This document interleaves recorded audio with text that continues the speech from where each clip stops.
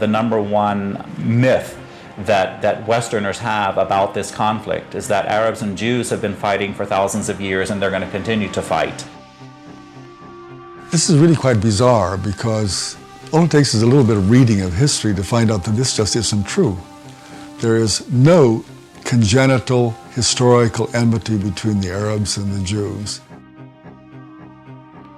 The Jews flourished in the Arab world at a time when they were being persecuted throughout all of Europe.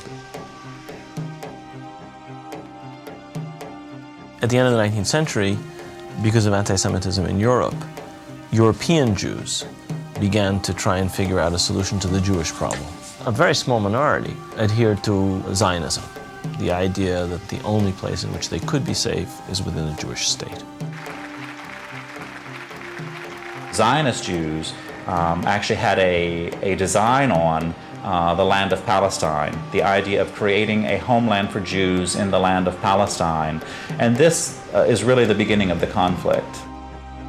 The mainstream Israeli Jewish society believed, because that's the way they had been educated, that Palestine was empty, had been empty when the Jewish settlers came there. Who paid the price when they settled there? Is it really true that Israel was a land without a people for a people without a land? Palestine was not empty. It was a land populated by Arabs who had a high level of culture, high level of education. With farms and markets and towns and villages and roads and commerce and lots of interaction with the rest of the world. The population was overwhelmingly Arab.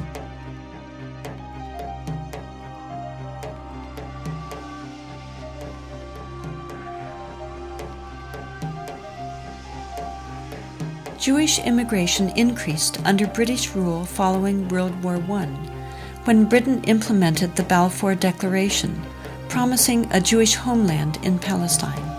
This measure conflicted with Britain's previous promise of self-rule for Arab inhabitants throughout the region. Britain was basically extremely supportive of the Zionist movement. It helped to establish all of the structures of a state. At the same time, the Arabs of Palestine were denied the right of self-determination.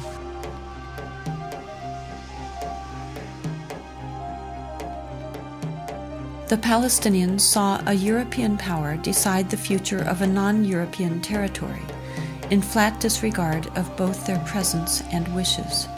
In the 1920s, as land was being stripped away from local residents, the first clashes between Palestinians and Jews began, and would continue on for years to come.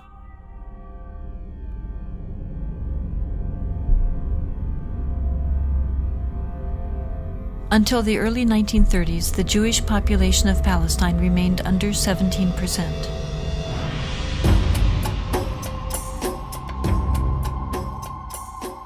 Hitler's rise to power in Germany completely changed that.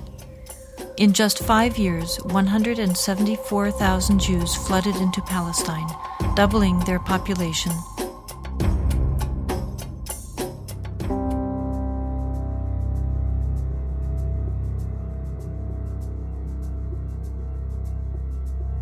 As the world attempted to make amends for the horrors of Nazi genocidal policies, efforts to make Palestine a Jewish homeland increased.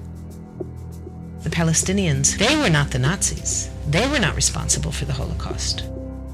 But they were the ones who paid the price.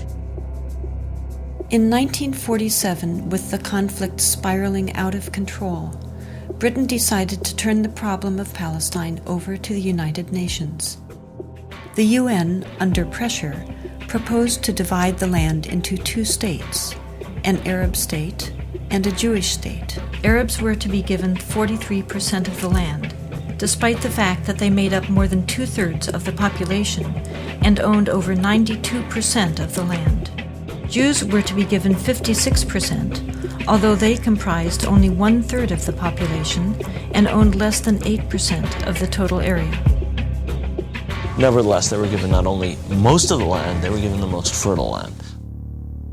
Zionist leaders took advantage of their superior military preparation and immediately began occupying major Arab cities in Palestine.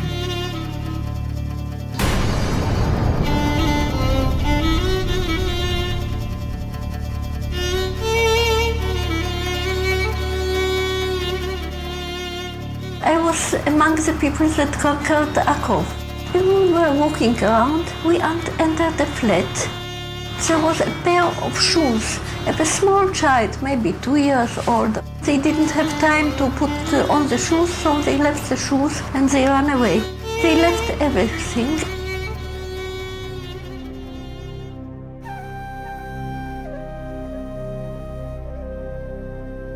We found out that there was a systematic expulsion of Palestinians, and there was, as I said, there was an ethnic cleansing operation taking place. The most infamous campaign was the massacre at the village of Deir Yassin, where over 100 men, women, and children were systematically murdered. هذا البيت ما كان متخبين فيه أنا وولادي وأخويا موسى. ما كان لي أنا عندنا أخوي موسى مشان نتونس بالله فيه. هذا البيت. أجوا قالوا لما كنا بالبيت كنا مش كسر خبطنا الكنبلة وجينا ست صوبتنا وبنت الصواب تمسحوا ولادي. وكان بعد ما راحت المراكة الحالة كانت تكسر الباب عليهم وطلعونا. بدهم يقتلوا أخوي مسدبة فيه على وجهها اللي يقتلوه. وتناولت 250 ليرة من عدة. وقلت يا خواجه بس مشان الله الطالب انت ستكت للشي قال لي كتير انت كويس هات المصاري وبعد شو اخوتي الحنو شو نسوي فيها اخوتي الحنو اجراك يا ويلي هي زمتك على السلام راك يحيي وضلت يعود يحط لك الخمس زيت ويكون راسك في موسك الدم حط لك 5 مليون تحت راسك.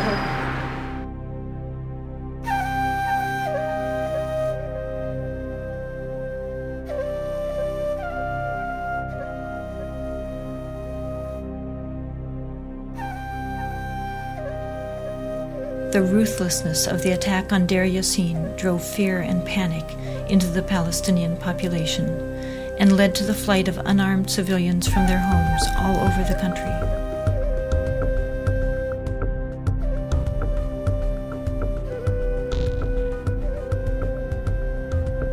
As a result, maybe 300 or so thousand Palestinians had already been expelled before the first Arab soldier entered Palestine. Some of the neighboring Arab armies finally intervened after May 15, 1948, when Israel officially announced its statehood. Although there was a lot of war rhetoric on the Arab side, very few soldiers, Arab soldiers, were sent into the battlefield. And actually, for most parts of the war, there was superiority on the side of the Israeli army.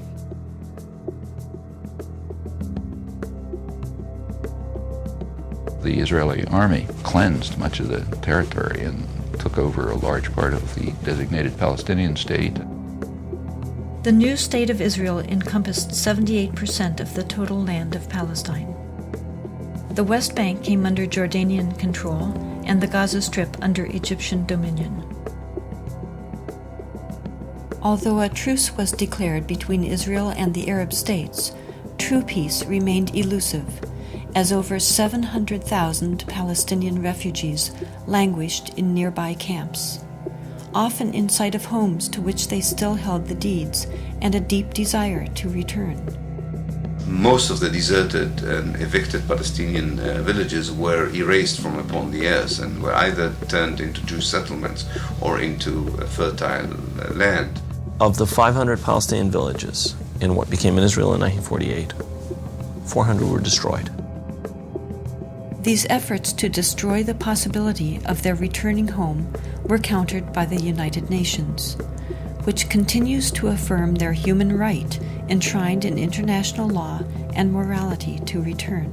A Palestinian who had lost her land or lost his land as the result of the creation of Israel in 1948 cannot come back even for a visit.